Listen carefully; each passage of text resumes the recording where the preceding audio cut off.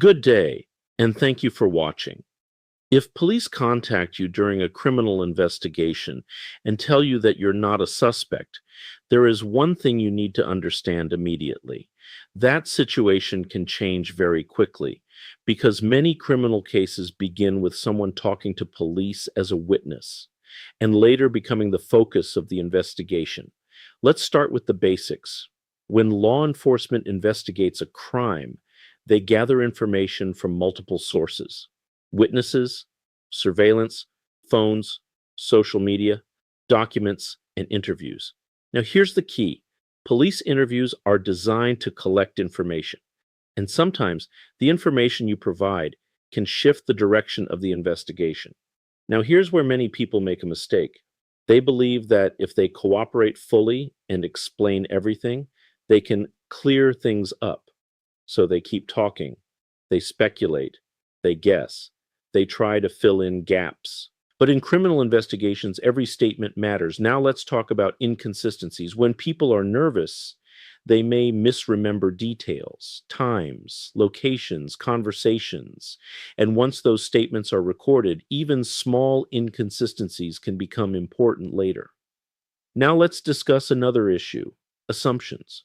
Police may ask questions in ways that encourage people to agree with certain facts, and people sometimes adopt assumptions without realizing it, especially during long or stressful interviews. Now let's talk about memory. Human memory is imperfect. People often confuse timelines or unintentionally change details when repeatedly questioned, but investigators may still compare every version of a statement carefully. Now, here's another important point. You do not have to intentionally lie to create problems for yourself. Even inaccurate or incomplete statements can become issues in a criminal investigation. Now, let's discuss another common mistake. People sometimes volunteer extra information they were never asked about. They try to appear helpful, but additional details may open new lines of questioning or create misunderstandings. Now, let's talk about recorded interviews. Many police interviews are audio or video recorded. That means tone, pauses, wording, and reactions may later be reviewed repeatedly.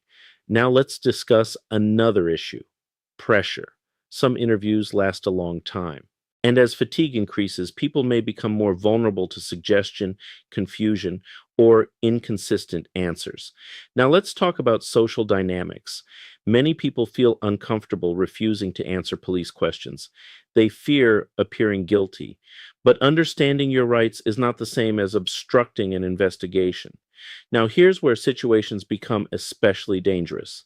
A person begins as a witness. Then investigators discover conflicting evidence, or another witness gives a different account. Suddenly, the focus shifts, and prior statements become evidence. Now, let's discuss another important point: text messages and digital evidence.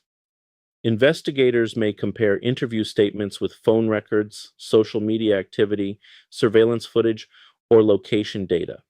That means inconsistencies can become more visible. Now, let's talk about intent. In criminal cases, prosecutors often try to establish intent, knowledge, or awareness. And statements made during interviews may later be used to argue those issues. Now, let's discuss another misconception. Some people believe they can talk their way out of suspicion, but lengthy explanations sometimes create more complications instead of fewer. Now, let's talk about emotional reactions: fear, stress, panic. All of these can affect communication during investigations, and emotional reactions may later be interpreted in different ways depending on the circumstances. Now let's discuss another issue: friendly interviews. Not every police interview feels aggressive. Some are conversational, relaxed, informal, but informal conversations can still produce evidence. Now let's talk about the role of silence. Remaining silent is a constitutional right, and exercising that right is different from admitting guilt. Now let's discuss another important issue: false assumptions about innocence. Many innocent people believe they have nothing to worry about. so they waive caution completely. But criminal investigations often evolve based on new information. Now let's look at the bigger picture. Police interviews are investigative tools, and investigators are trained to gather information strategically. Understanding that reality helps people recognize the seriousness of these encounters. Finally, let's talk about expectations. Every criminal investigation is different, but one thing remains consistent: statements matter, and what begins as a witness interview can become something much more serious depending on how the investigation develops. In conclusion, many people unintentionally place themselves at risk during criminal investigations by talking too freely, speculating, or trying too hard to explain themselves.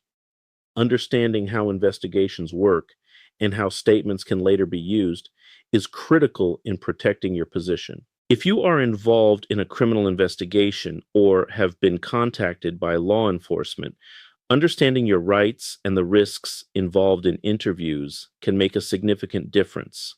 Call us at 888-888-6582. I'm Vince Davis, and we are all in this together.